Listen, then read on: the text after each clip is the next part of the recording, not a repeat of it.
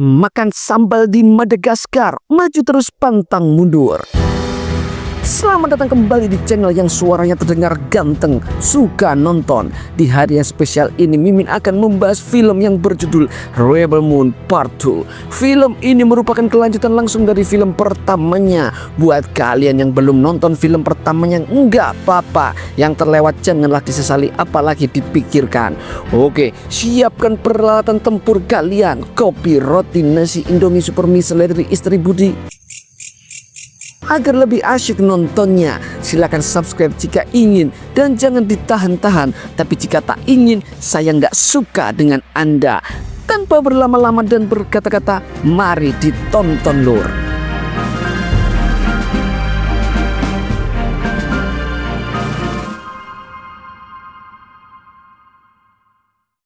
Kisah bermula ketika Laksamana Imperium yaitu Articus Nobel mengunjungi sebuah bulan bernama Veld yang ditinggali sekelompok petani kecil.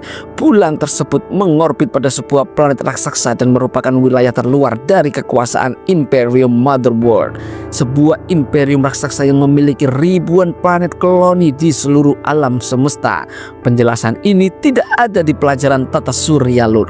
Tujuan sang Laksamana datang ke tempat tersebut berpura-pura untuk bersilaturahim, padahal tujuan utamanya meminta semua persediaan makanan yang pada akhirnya membuat seorang wanita bernama Cora marah besar. Lalu mengumpulkan prajurit terbaik dari seluruh alam semesta guna melawan Articus Nobel. Seperti yang teman kita tahu, Cora ini dulunya adalah salah satu prajurit terbaik Imperium yang dianggap berkhianat serta hidup dalam pelarian. Dan setelah mereka memenangkan pertempuran melawan pasukan Articus, Cora dan para prajurit memberontak kembali ke Veld untuk memulai kehidupan baru. Mereka menganggap ancaman terbesar telah mereka musnahkan karena protokol Imperium menyebut jika seorang Laksamana mati, maka mereka wajib menarik mundur pasukannya kembali ke Motherworld. Tapi nyatanya Articus Nobel itu berhasil selamat berkat mesin kebangkitan yang dimiliki ilmuwan Imperium. Bahkan mereka itu masih bisa mengirimkan sinyal kesadaran otaknya. Tring tring, inilah Rebel Moon Part 2.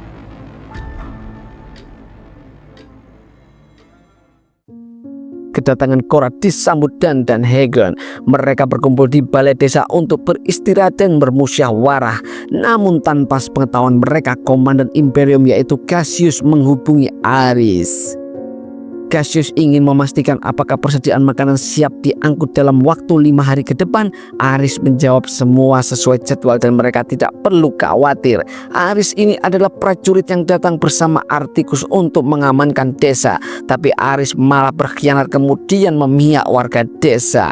Di saat yang sama, Cora berkata kepada Hagen jika tak perlu khawatir lagi karena Articus Nobel berhasil mereka bunuh.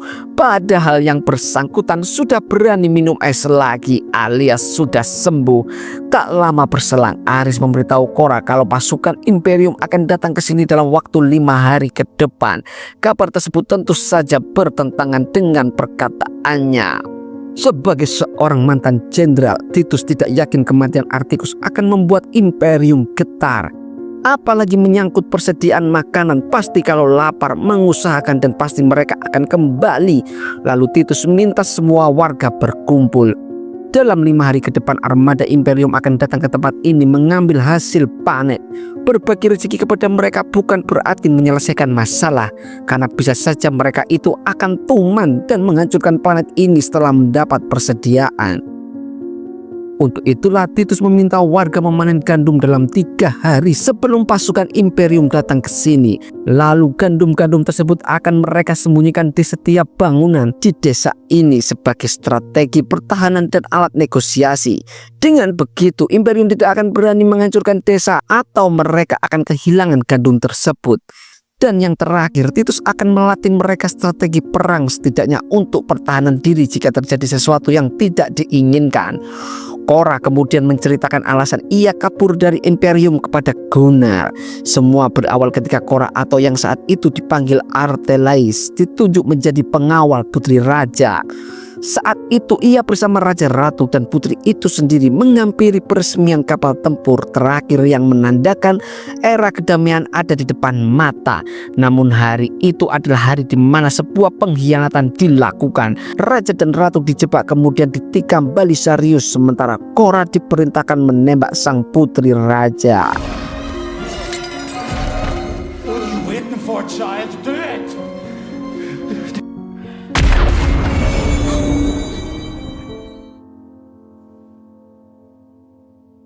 Meskipun perbuatannya itu bertentangan dengan hati nuraninya, Arteles alias Korra tetap menunjukkan kesetiaannya kepada sang ayah angkat yang telah membesarkannya tersebut. Belisarius pernah berkata kalau sang putri raja harus mati. Ia tidak ingin pewaris yang diramalkan sebagai pembawa kedamaian tersebut merusak tatanan perang yang sudah mereka perjuangkan selama bertahun-tahun demi mencapai kejayaan. Bagi Belisarius, peperangan tetap harus dilakukan demi harga diri dan tidak dianggap lemah oleh pihak-pihak yang ingin menjatuhkannya. Namun setelah Korra menembak sang putri, Belisarius malah mengkhianati dengan menyebutkan Korra sebagai pembunuh keluarga kerajaan. Tapi Korra dengan cepat menembak prajurit lalu menodongkan senjata ke arah Belisarius yang telah memperalatnya. Beruntungnya Korra itu tidak membunuh ayah angkatnya tersebut dan lebih memilih meninggalkan kapal lalu hidup dalam pelarian. Itulah kenapa Korra menjadi buronan ayah angkatnya sendiri. Dan tentu saja bagi Imperium karena ia dianggap sebagai pembunuh keluarga kerajaan. Namun satu hal yang tidak akan pernah ia lupakan adalah perkataan sang putri. Ia memaafkan Korra sesaat sebelum menembaknya. Entah apa maksudnya, tapi Korra benar-benar sangat menyesali perbuatannya. Esok paginya seluruh warga desa mulai memanen gandum. Baik Korra, Titus ataupun yang lainnya nampaknya benar-benar menikmati kedamaian dan keindahan di planet ini. Sementara di luar angkasa, Artikus nampaknya sudah sadar sepenuhnya. Tapi sebelum melanjutkan kepemimpinannya, Artikus itu wajib menjalani psikotes untuk membuktikan kalau dia itu masih layak menjadi pemimpin. A few days, sir. Malam harinya Cassius kembali menghubungi Aris. Aris melapor gandum masih dipanen dan ketika mereka datang semua hasil panen sudah siap menjadi tepung. Lalu Cassius bertanya di mana kapten dan rekan-rekannya. Aris tentu saja berbohong bahwa mereka sedang mengawasi warga dan seluruh laporan diserahkan padanya.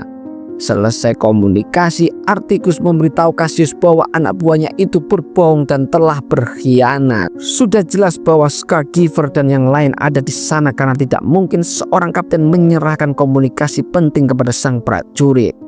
Sementara di balai desa, saya membagikan tanda kehormatan kepada Korra dan setiap prajurit yang rela mengorbankan nyawa demi melindungi desa ini. Meski hanya sebuah penghargaan sederhana, tapi maknanya sangat dalam bagi mereka yang selama ini dianggap penjahat ataupun pemberontak. Dan setelah itu mereka merayakan dengan makan dan minum bersama. Tak ketinggalan, Titus menyanyikan lagu mendiang diri kempot Suketeki yang membuat para warga terhanyut. Bahkan Jimmy pun larut dalam nyanyian tersebut.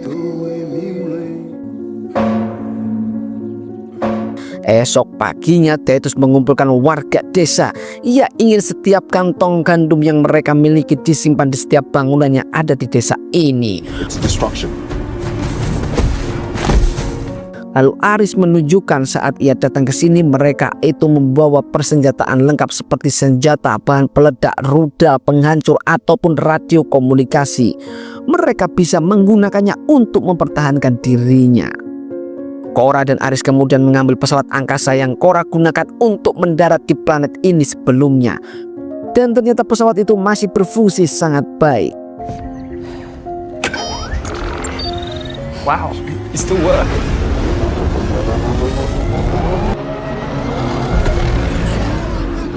Keesokan harinya Korra pergi menyembunyikan pesawatnya untuk keadaan darurat.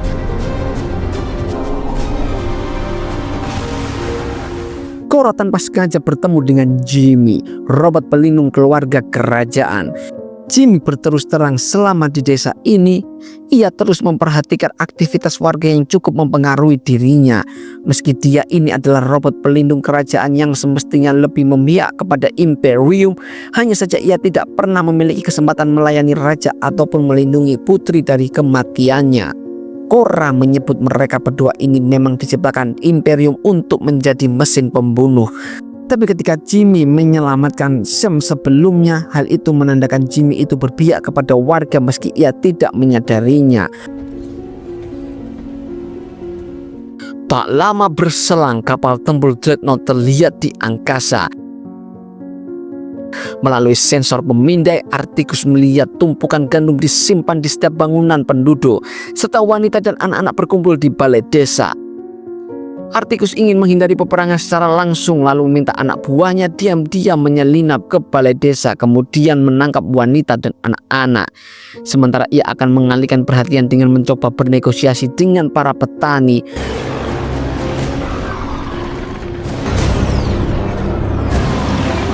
Akan tetapi strategi tersebut dibaca Nemesis yang melihat salah satu pesawat memisahkan diri dari rombongan dan bersiap memberi serangan kejutan.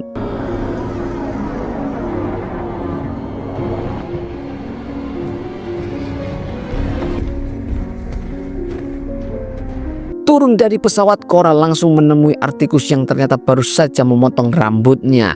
Cora minta kesepakatan. Ia ingin Articus segera pergi dari sini setelah mendapatkan gandum yang ia butuhkan. Jika tidak, Cora tidak segan-segan melakukan perlawanan. Articus tentu saja menolak. Ia datang ke sini atas perintah Balisarius untuk menangkap dirinya, dan Articus tidak ragu membumi hanguskan planet ini. Usahanya menyimpan gandum di setiap bangunan serta menyembunyikan wanita dan anak-anak di balai desa tidak ada gunanya, meskipun hal itu sedikit menghambat tujuannya. Tapi ia akan mempertimbangkan keselamatan warganya jika Cora mau ikut bersamanya dan meninggalkan planet ini dalam kedamaian. Cora yang dari awal khawatir Articus itu akan berbuat nekat setuju untuk ikut dengannya. Dalam hati Cora tidak ingin warga desa menderita hanya karena dirinya. Namun ketika Cora berpamitan, Gunnar melarangnya karena ia tahu Articus tidak mungkin menepati janjinya. Lalu Gunnar menembak lonceng tanda peperangan dimulai.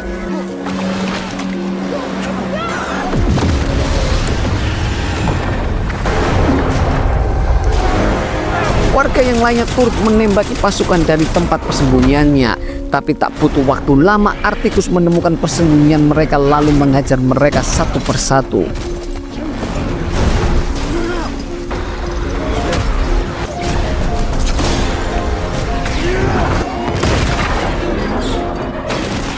Sementara itu, Cora dan Gunnar memanfaatkan keributan tersebut untuk pergi ke tempat di mana Cora menyembunyikan pesawatnya. Lalu di tempat lain, pasukan penyusup sampai ke balai desa, di mana Nemesis dan Ares sudah menunggu lalu memberikan serangan dadakan.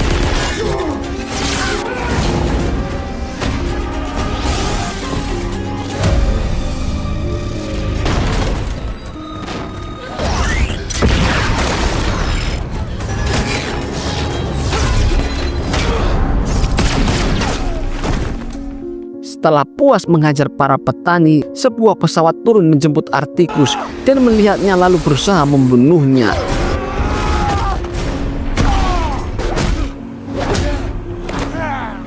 Tapi seorang petani bukan lawan sebanding bagi seorang Laksamana. Articus berhasil mengalahkan dan melemparnya dari atas pesawat, dan setelah itu Articus kembali ke kapal tempurnya. Di sisi lain, Cora dan Gunnar saat ini terbang menuju Dreadnought. Gunnar sengaja memasang bom asap agar pasukan Imperium mengira salah satu pesawat prajuritnya itu terkena tembakan. Lalu Cora menghubungi kontrol kalau ia kehilangan kendali dan meminta mereka mengambil alih kendali. Strategi itu pun berhasil. Musuh mengira pesawat Cora adalah salah satu dari mereka lalu membawa masuk ke kapal angkasa. Sementara di bawah Titus Tarak dan Nemesis masih berjuang melawan pasukan Imperium. Tidak peduli seberapa banyak mereka, warga itu tidak takut sama sekali. Namun di tengah pertarungan tersebut, Nemesis kehilangan lengannya. Tanpa lengan robotnya, Nemesis dibuat tak berdaya. Tapi berkat bantuan Ethan, perhatian musuh teralihkan, lalu dengan cepat Nemesis menusuk lehernya. Namun sayangnya Nemesis harus gugur dalam pertempuran tersebut. Sementara di terowongan seorang petani terdesak yang membuat nekat meledakkan terowongan tersebut dan berhasil membunuh pasukan Imperium dalam jumlah yang besar.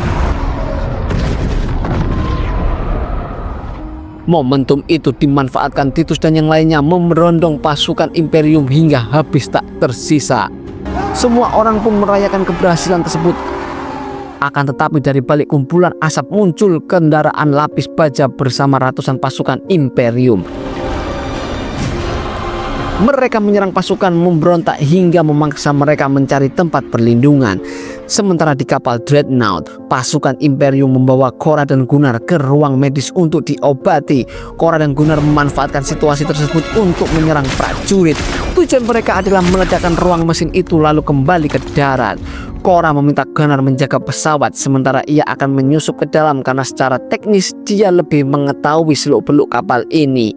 Sampai di ruang mesin, Cora memasang bom waktu, tapi aksinya tersebut diketahui prajurit yang kemudian menyalakan alarm.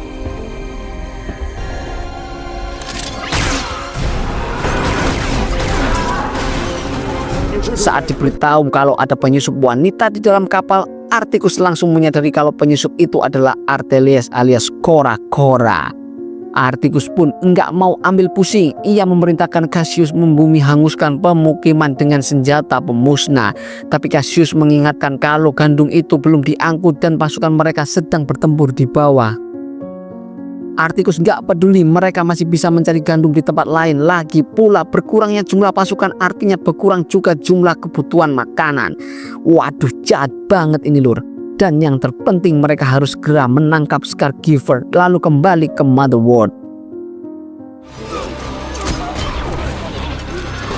Lalu di bawah, pasukan pemberontak dan para petani semakin terdesak. Namun di tengah kegempuran pasukan Imperium, Jimmy tiba-tiba muncul bak pahlawan kesiangan.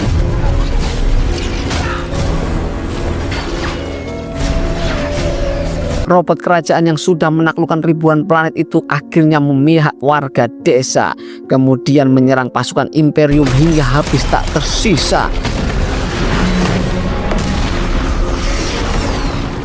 Sementara di kapal Dreadnought, Gunnar menghubungi Cora agar segera kembali ke pesawat sebelum bom yang mereka pasang meledak.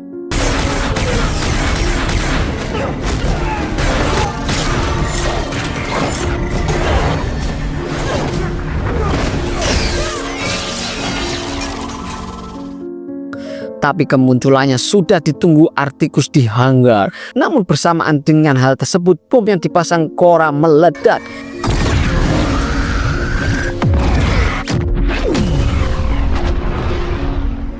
Hingga membuat kapal angkasa itu kehilangan kendali. Gunnar melihat Articus lengah lalu mencoba menembaknya. Tapi tembakan itu meleset dan justru Gunnar tertembak di perutnya. Cora dan Articus kemudian saling menyerang dan terjadilah perkelahian yang lumayan sengit.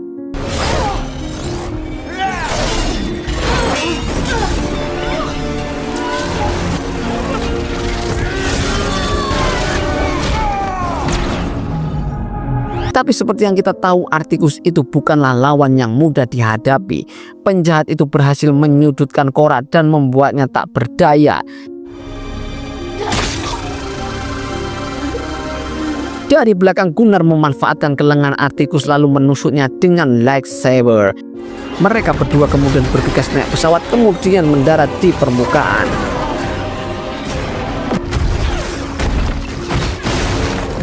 Bersamaan dengan hal tersebut, rombongan pasukan Brood X datang membantu. Meski mereka itu datang terlambat, tapi setidaknya mereka itu membantu menghancurkan sisa-sisa pasukan Imperium. Dan kemenangan pun dipastikan menjadi milik Cora dan pasukan pemberontak.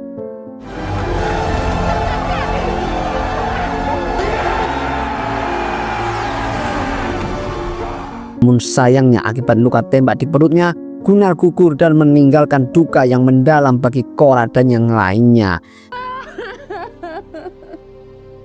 Saat pemakaman, Cora berterus terang bahwa sebenarnya dialah pembunuh Putri Isa atas perintah Balisarius. Hal itu menandakan bahwa Cora adalah orang yang paling bertanggung jawab atas semua kekacauan ini. Namun Titus ternyata sudah mengetahui segala tentang dirinya. Hanya saja Korah itu bukanlah pembunuh putri raja, karena sebenarnya putri itu masih hidup.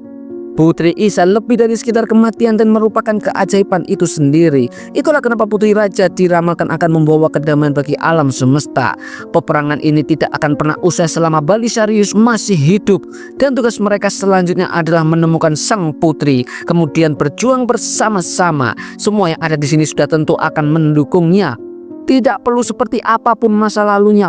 Bahkan Jimmy, robot pelindung keluarga kerajaan, kini punya alasan untuk mencari putri yang hilang, dan akhirnya film pun bersambung. Terima kasih telah menonton sampai usai, dan jangan lupa klik subscribe, like, dan bagian kepada seluruh umat di dunia. Sampai jumpa lagi di film-film berikutnya. Suka nonton, suka banget lur.